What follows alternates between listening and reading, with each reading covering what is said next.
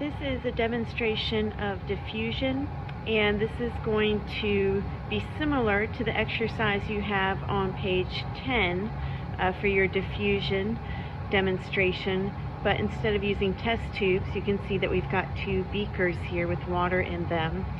We also have two thermometers, we've got two of these 6-inch rulers, and we have a petri dish of potassium permanganate crystals and then some forceps. Okay, so what we're going to do is first look at the temperature of these two beakers. Now, they don't mention temperature on page 10, but in order to appreciate the rate of diffusion and how it can be different based on temperature, we want to look at the differences in these two beakers. And so this is in degrees Celsius. Okay, so on the left, our beaker has a temperature of about 23 degrees Celsius. And then over here, this beaker, the water has a temperature at about 63 degrees Celsius. So what we're going to do is we're going to take a crystal of our potassium permanganate and drop it in that beaker, and then I'm going to take a crystal and put it in this beaker.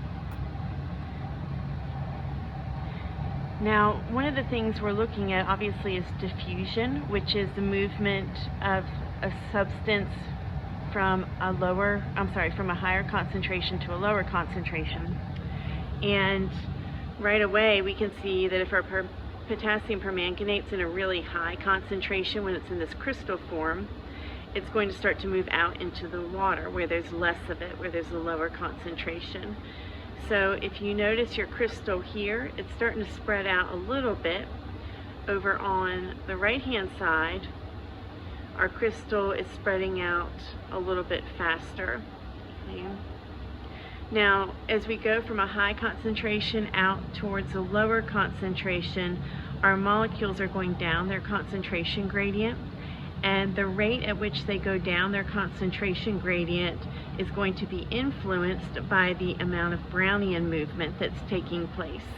So remember that Brownian movement is the inherent movement of particles because they have energy, and when we heat them up, they're going to move faster.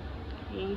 Now, this is important in physiological systems because when molecules move around, they're able to interact with one another and carry out reactions. And so one of the examples we'll see later in the semester is that when an enzyme reacts with its substrate, it can carry out a reaction like hydrolysis or dehydration synthesis. Okay. So we're going to give these two beakers some time. We're going to give them about 15 minutes and then compare them.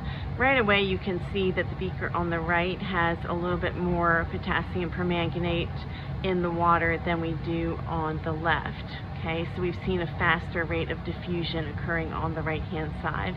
But we'll check back in about 15 minutes and see what they look like.